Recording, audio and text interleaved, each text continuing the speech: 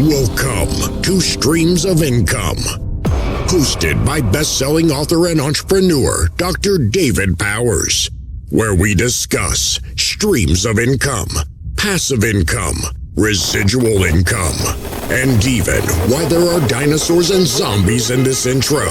Fasten your seatbelts and get ready to dive in. Hey everybody, welcome to the Streams of Income podcast. I'm glad you're here, and I am with Charles Alexander today, and we're going to have some fun talking. And before we start, though, I want to excuse my voice. The weather, temperature's changing here. It's the second or the third false fall here in the South, and so it messes with my voice. Dude, where are you? I'm in South Carolina. Okay. Yeah, where are you at? Yes, I'm in Tennessee. So for anybody listening, this is what we all sound like right now collectively. Every morning I get up, I look like I have been beaten to, I look like I've been in a fight. Yep. Sinuses and everything else. It's like the temperature changes and it kicks off something in the trees and it messes me up. Yeah, as well it should. Yeah. Now, are you in the Nashville area like a lot of our friends? Just north of. Okay. Yeah. Yeah, well, it's good to have you on here. We've had some other good Nashville folks on, and love. I was born in Tennessee, so love anything from coming around to Tennessee. Hey, man, we do good things. Yeah, yep. So, Charles, tell us a little bit about you and what you do. All right, I'll make it really simple. I've been a one-on-one business coach for 18 years. I've worked with over 2,400 entrepreneurs to grow, get their life back, succeed, sustain, even start businesses. I am an author. I've got my own podcast, do more by doing less. But the reason David and I know each other is because I am building a membership and trying to be as cool as he is. And my membership is Time Freedom Community. Working with a lot of the same folks, I think, that are probably your listeners in helping have a community, helping entrepreneurs work on the business instead of in it, so they can actually spend some time doing other things they love, like, travel, family, friends, that sort of thing. Yeah, definitely. So before I forget, what is the best place to get in touch with everything you do? We'll make it super simple, give you one-stop shop. Go to yourcharlesalexander.com. And from there, you can find me a variety of different places. I hang out on LinkedIn most often. However, that's the easiest place. You can schedule a time to chat. No sales pitches. Just see what you're up to, and that's by far the easiest way. All right, sounds good. So tell us about what do people get in touch with you for usually? Like, do they come to you with a certain type of problem usually, Sure. Or what happens there? So the biggest issue I try to help people solve is to quit wearing busy as a badge of honor. And I work with a ton of entrepreneurs, busy professionals. And David, I'm sure if I were to ask you this, hey man, what you been up to? You'd say, I've just been so busy, right? And we get really excited for that. But when I start talking to people about how many hours they're working on their business, with their business, I'm checking email at 9 p.m. I am on the weekends. I got the laptop open during the soccer game. I tried to take the spouse out on a date, rescheduled it 3 times. And when we finally did get it scheduled, all we talked about was my, web design business, my landscaping business. And I was on the phone the entire time. So my goal is to help people reduce their workload. Ideally, David, everybody I work with, the long-term promise is that they can save up to 5 to 8 hours every single week. And when I say 5, it's a bare minimum, 1 per day. Most of the folks I deal with are trying to work a 5-day work week. I've got it down to 5-day work week. But then even then, how do I shave an hour off of every day? And it's not, it's some of what you think with productivity and tips and tricks, but a lot of it's just a few foundational changes. And then once you start doing that, everything else kind of starts falling into place. Yeah, definitely.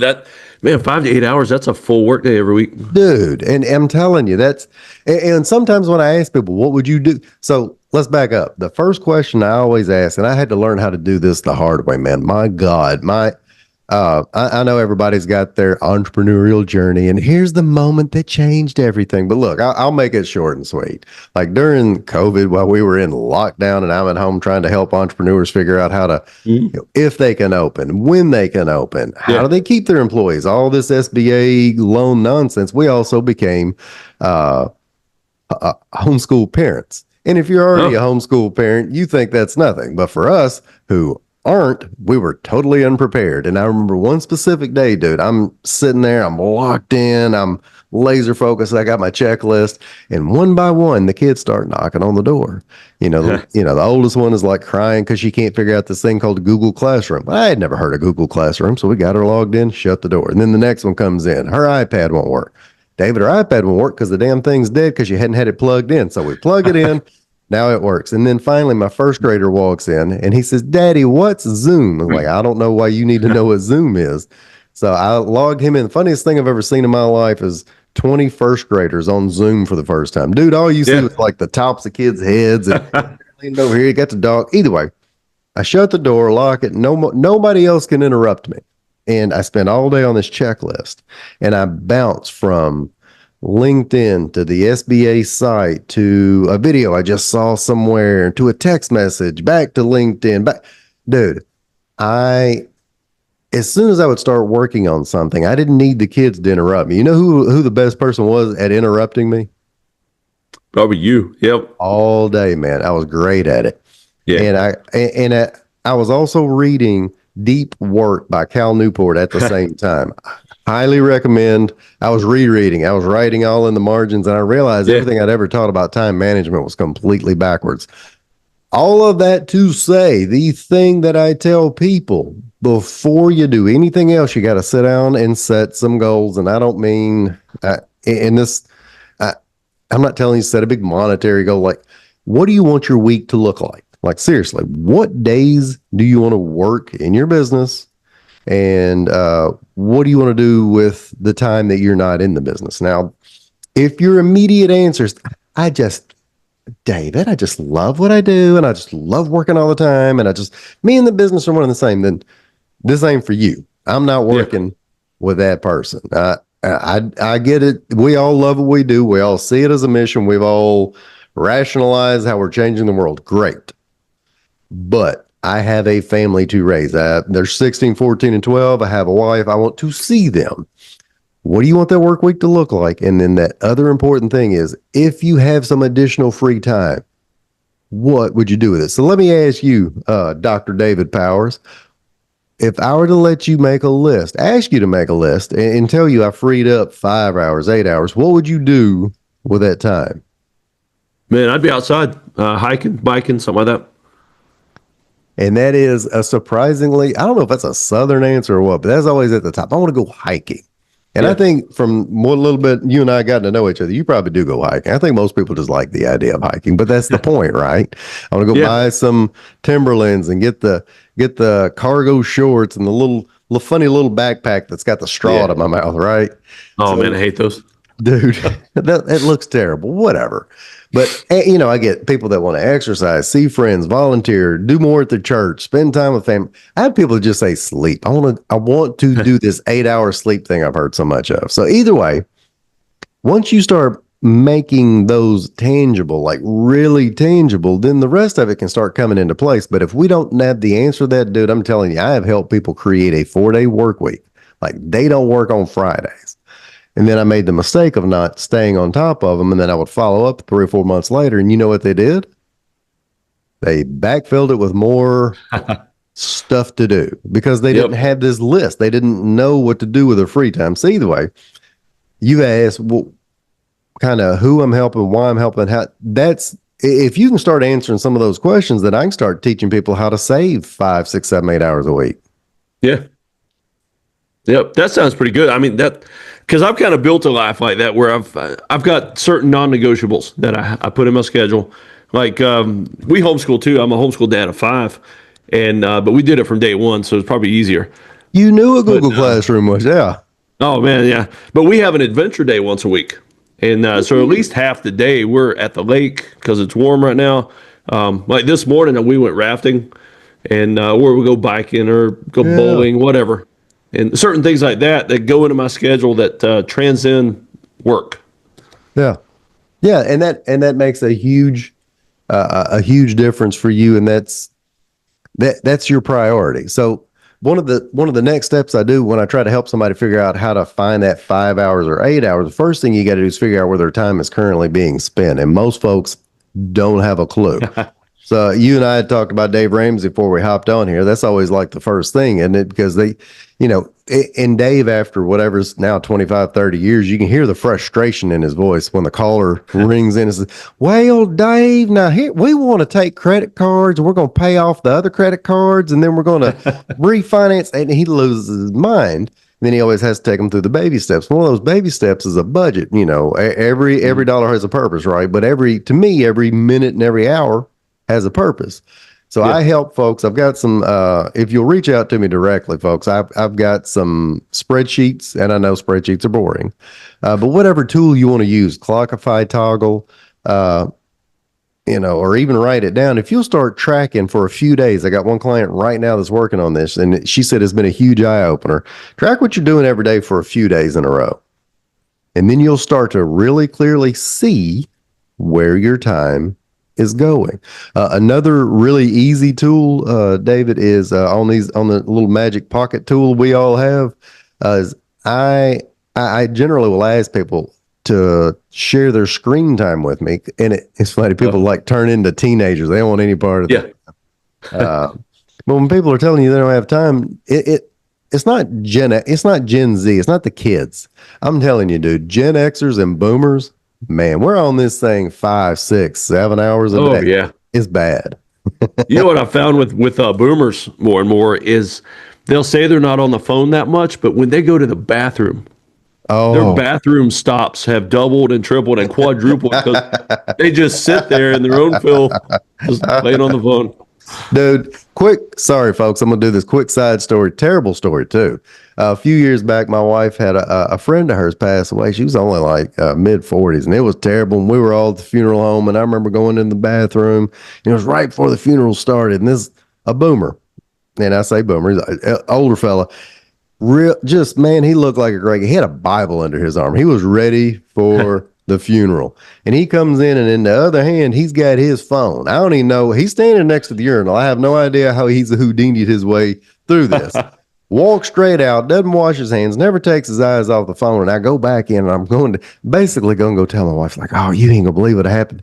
I saw this guy. And then I saw him walk by me, walk past the front, and then walk straight up. That was a preacher doing the service, dude. Yeah. So either way, sorry, folks, that was a gross and sad story, but it proves the point. We love our digital devices. Yep. So I tell folks, back to what you were talking about, finding that priority. If you don't know where you're spending your time, you can't identify the priority. So go back, figure out where your time is being spent, and then it's simple. You have a list. Look at the list and look at the top 3 to 4 things that if I do really well, that make everything else fall into place. And for a lot of people I have been talking to right now, their life looks like 2 things they are struggling with. One of them is time, which is what I help with. And the other one is just, pipeline, leads, sales, clients. So figure out do I need to be doing more offers? Do I need to be not just creating content, but do I need to be following up after the content? Do I need to be getting in front of more people? If that's a priority, then great.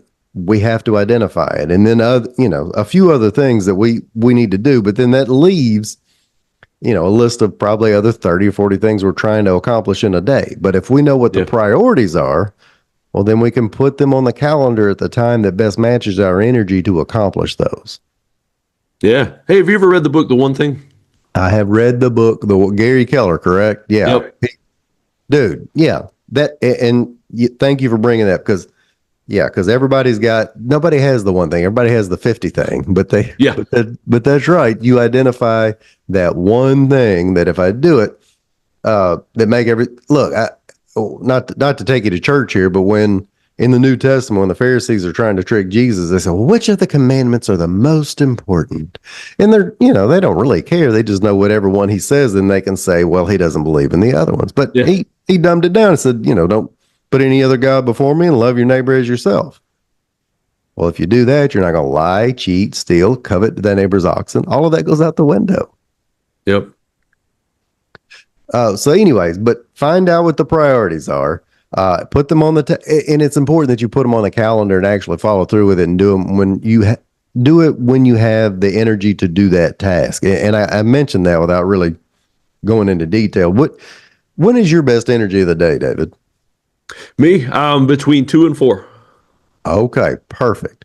So first thing in the morning is not the right time for you to do a lot of creative tasks then, right? No, that's the checking email, putting the paperwork away kind of time for me. Okay.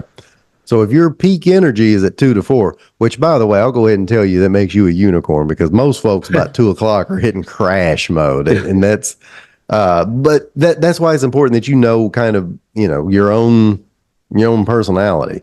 So at 2 to 4 is when David needs to be maybe creating that piece of content that is thoughtful and can be reused over and over. Yeah. And that may be when he needs to do, and I won't call them sales calls, research calls, whatever they are, meetings and greetings with other people that he wants to become, a member in a community that he has, or in another way that he can help. The way I've always described it, me personally, I'm like two different people. I'm like morning Charles and afternoon Chuck. So morning Charles, he has all the energy. Like this dude, he hops straight out of bed and he makes a green smoothie and he tells the other people in his house that they got to hustle and get after it. And then he thinks and creates and all that. But about 1 or 2 o'clock, when you're hitting your stride, I'm going downhill. And that's when I stack all of my email and administrative tasks. So put your 3 to 4 things on the calendar when you have the best energy to do them. And then everything else either has to be batched, automated, delegated, or my favorite thing, eliminated. Yeah. Yep. And you can probably eliminate a heck of a lot more than you think you can. And the world will still go round and round. Hey, the trick to that one, David, is to tell people to run an experiment. People don't like permanent change. We freak out over that idea. But if I tell you, email's a great one. I'm not telling you eliminate email, but we check email 2.5 hours every day, just in that dumb little email box. And that's not our priorities. That's everybody. Hey, that is a priority system that everybody else can just throw at you. So what I tell folks is eliminate checking email more than twice a day, and check it at, right after lunch and then right before you shut down for the day. And I know some folks don't shut down at all, so that's a problem to them. But let's say your days, shut it down at 4. Check it twice a day. Try it for 1 week. And if you don't like it, you can always go back. We'll go back to that Dave Ramsey theory. Like people will want to argue with him about smart math and paying off house and this, that, and the other. He's like, look, you pay off your house and you think, oh, this sucks, I don't like it. You can always go get a mortgage. Somebody will refinance that house for you. So same concept. Try an experiment for 1 week and eliminate. The other things that I've eliminated, and I hope this doesn't hurt anybody's feelings, but I quit watching the news about 6 years ago. Oh yeah. That was a big one for me. I would get so caught up in the negativity of it.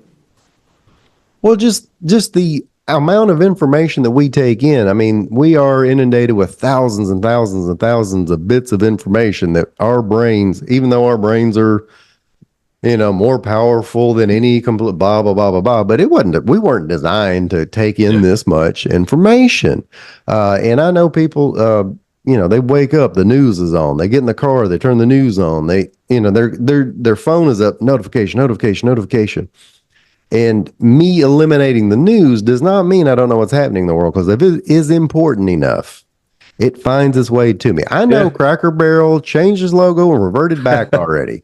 Why? Because I guess it was important and people kept telling me. I didn't have to Google it. I didn't have to go to AP News and figure it out.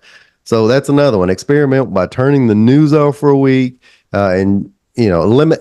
There's a ton of things on your list you can eliminate. Get rid of them. Yeah. I'm bad to get FOMO. And so I used to answer my phone. If it rang, I would answer it. But I don't know, about 15 years ago, if a name didn't show up, I wouldn't answer my phone. And in 15 years, I've only missed one important call.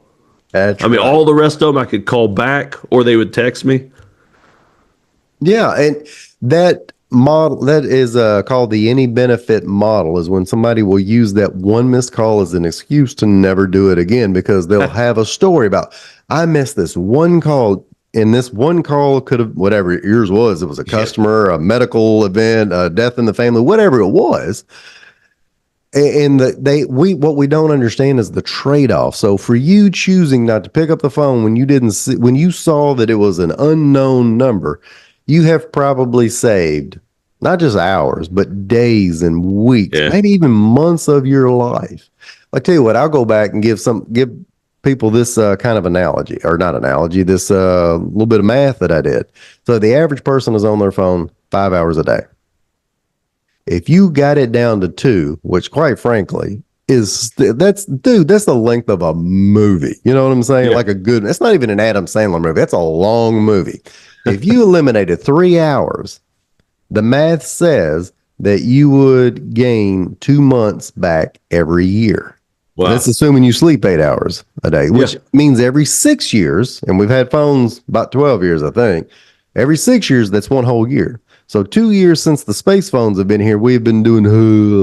So when people say, but I might miss something, let's say, that's cool. So here's the trade-off. To get that one call, that means for 1 year out of the past 6, you had to be staring mindlessly into the device. If a genie came and offered you, say, hey, would you like an important call? Yes, I need my important call. Cool. I just need a year of your life. You'd probably say, that's cool. I don't want to make that trade. But we do it all of the time for the same reason you just said, FOMO. It's the any benefit model. Yep. Hey, I'll tell you what, something you would probably know is I keep hearing that, and I've never looked it up, but an interruption. I keep like a 30-second interruption with claims 15 minutes to a half hour of your day because you got to get your mind back on it. 23 minutes. Gloria Martin did that research. She started that back in the early 2000s from UC Irvine. I don't know, one of those fancy pants schools. But what they would do back in the day was that she would put several people at a desktop and they would have them start on their word processor. That's how long ago they started. And then they would stop and interrupt these people every few minutes for a talk, go to the bathroom, have a coffee break, whatever.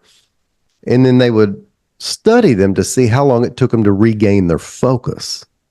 And the average kept coming out to like 23 minutes. That doesn't mean they didn't go back to the task, but everybody knows what I mean. You're in the zone, you're locked in, you're cranking out a proposal, you're updating the site, whatever it is. But when somebody knocks you off, it's like opening a browser tab and then that thing is still cranking. Funny thing about that, David, is that they redo that every 5 years, and now they don't even interrupt people anymore because we self-interrupt every 2 to 3 minutes.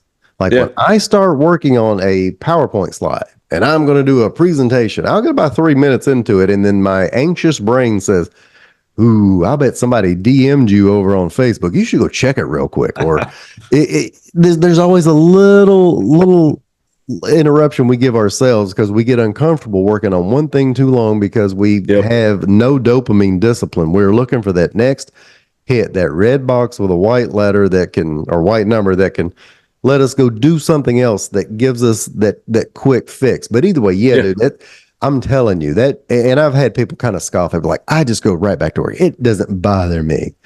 Look, and I don't even have a way to disprove that necessarily, but it's the equivalent of saying I eat Oreos and Doritos all day, but it doesn't affect me. Yeah. Like, yeah, dude, that one I could see plain as day that it does. This one, if I could crack your skull open, I'd hate to know what I'd find. Yeah. Yep.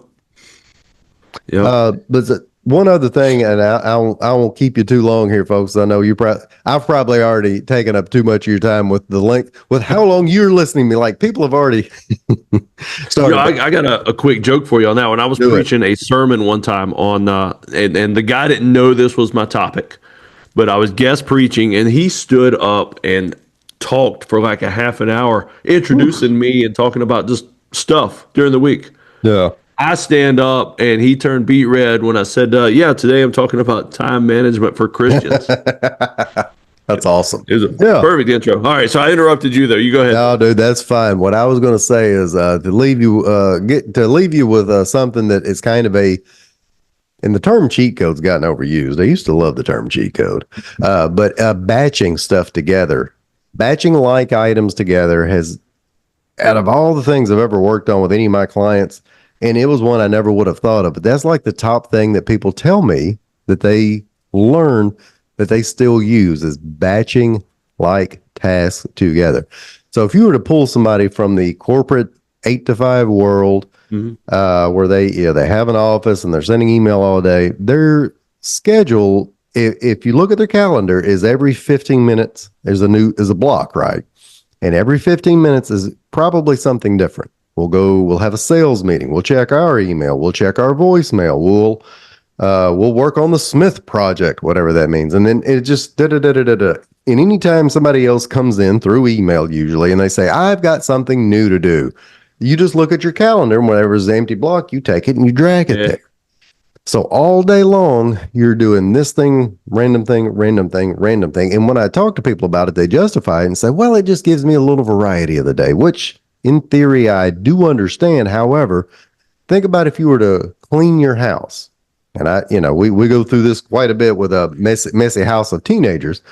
If I want to clean my house, the most logical thing to do is one of a couple of ways. Maybe you do room by room, we'll do the kitchen first, then the living room, the bathroom, or maybe we'll go through the entire house and we'll wipe everything down, any flat, hard surface. And then we'll go through and we'll pick up stuff off the floor. And then we'll go through and vacuum. And then we'll mop. And then we'll do the bathrooms. And then it would be insane for you to say, all right, we're going to clean the house, kids. All right. I am going to load half the dishwasher. And then I'm going to go scrub the half bath toilet. And then I'm going to go in the living room and vacuum the rug. And then you could still clean the house, but man, it'd take you 3 times as long and you would feel exhausted. But that's how we set our days up, and it doesn't make any sense. So I teach people that same concept.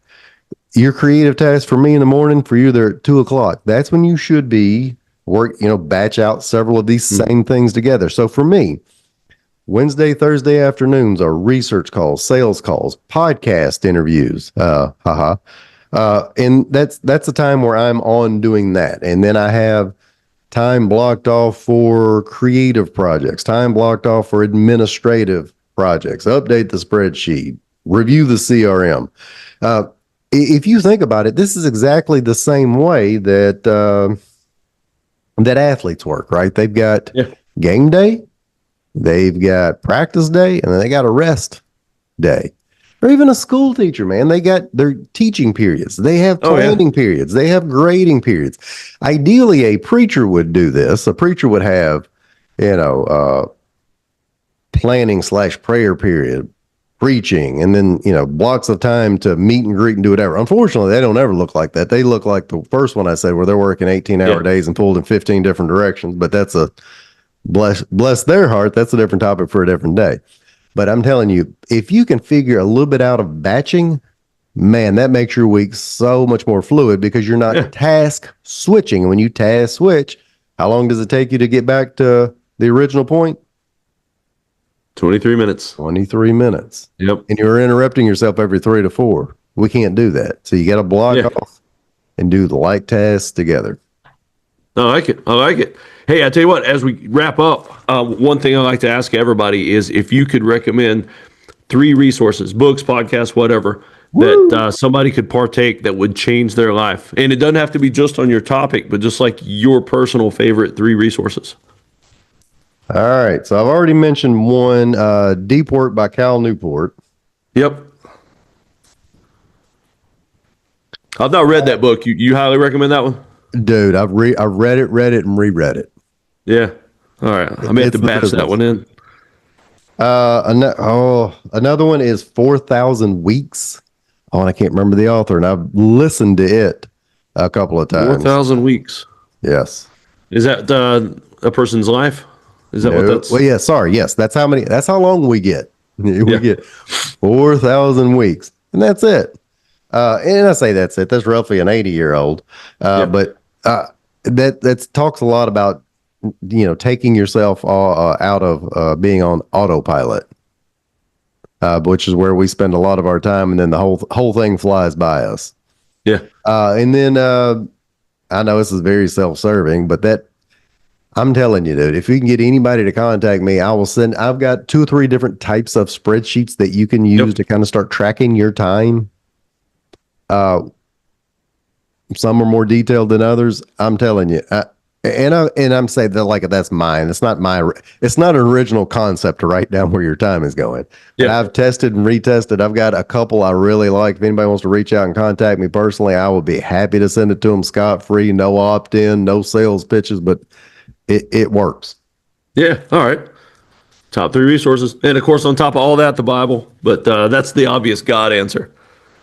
That's always, look, let me tell you, yes, I want to know that people also read books. I love, we're going through, my church right now is rereading the New Testament all together, like the entire year. Year before, the preacher did Revelation for a year, which bless his heart. But anytime I ask somebody and I ask them, what do they read? And they just say the Bible. I say, yeah, I know you read the Bible. What else? And then sometimes I find out people just don't read books. Yeah. Yep. A lot of people buy books, but a lot of people don't read them. I don't read books. But either way, yes, of course, the Bible, Proverbs would probably be the most time sensitive, the one that's discusses most time the most, I think. Yeah. Yep. Yeah, I'm one of those guys that I've got a book in every room. I'm reading 4 or 5 books at one time. Just depends on the mood and where I'm at. Yeah. Yeah, nothing wrong with that. And this year, I lied, this past 3 or 4 years, I've gotten really good or bad about listening to books. Yeah.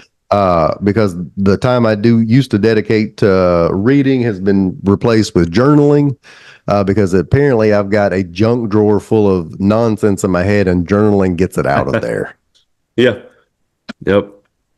All right. So I like it, man. Sounds good. I appreciate you being here with us. And I was trying to think of a title while we were talking. It's going to be something like free up an entire workday. And, because that's what people, they need, they want. And sadly, a lot of them aren't willing to work for it. Yes, it's like anything else. You have to take a couple of steps back to get those 3 steps forward, but it's totally doable. See entirely too many folks that have done it, taken advantage of it, and just, if nothing else, it will help your anxious brain kind of heal a little bit and let you enjoy some stuff. Yeah. Oh yeah. Yeah. Well, I appreciate you being with us, Charles. David, I appreciate it, brother. You have a great day. Yep. All right, so if you're still listening, you might want to actually find the YouTube video portion of this podcast, because I want to show you something. And if you're already watching this, you can see the camera's all shaky. It's because I'm sitting here holding the laptop, rolling around the office. I've had a lot of questions over the years about the things behind my desk. And so normally you see this view right here. And so I get a lot of questions. And so what I'm going to start doing is just every now and then I'll pick an item back here and show it to you. But for now, the one that people ask about the most is Chucky, the My Buddy doll. And so this is actually, if you're as old as me, you might remember back in the 80s, early 90s, there was a thing called the My Buddy doll. That's also when the Chucky movies started. And so my mom bought this at a garage sale long time ago. I think I was in middle school. And she had so much fun with that thing, because as I grew older, she would hide it around the house. And especially when I hit the high school years and my curfew time would come in later than their bedtime, she would actually hide it before they went to bed. And so I would come home, I'd try to be all quiet and everything. Maybe I'm a few minutes late or something. And I would open the door and this little guy would fall down on me. Sometimes I would open up the freezer to get a snack. He'd be in the freezer with a bloody plastic knife in his hand. And I'll admit, I almost peed myself several times with the shenanigans my mom pulled with this guy.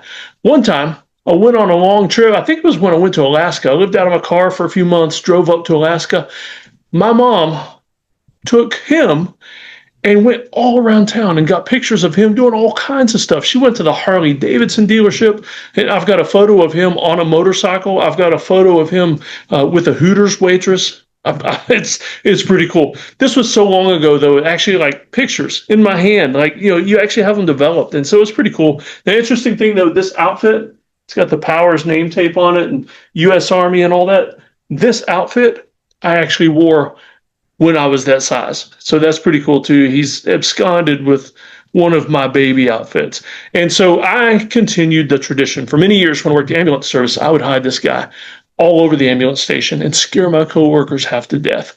It was a lot of fun. I didn't do it on many patients, although there were a couple of times I would hide him in the ambulance and forget that I hid him in the ambulance, and then I would open a cabinet and he would fall out on a patient and it would scare them, and then the heart attack would get worse, or it'd be a new heart attack because of, it's just quite a few times I got in trouble in the ambulance for my own shenanigans. But now he sits in my office and lots of people have questions about him. And occasionally, if you watch behind over my shoulder when I'm doing the podcast, you might see him move a little bit or raise his hand up and wave. So sometimes I notice it. Maybe it's just me, but one of the items from my office. All right. Y'all take care. Thanks for tuning in. And please check out next time. Be sure to stay to the end of the podcast.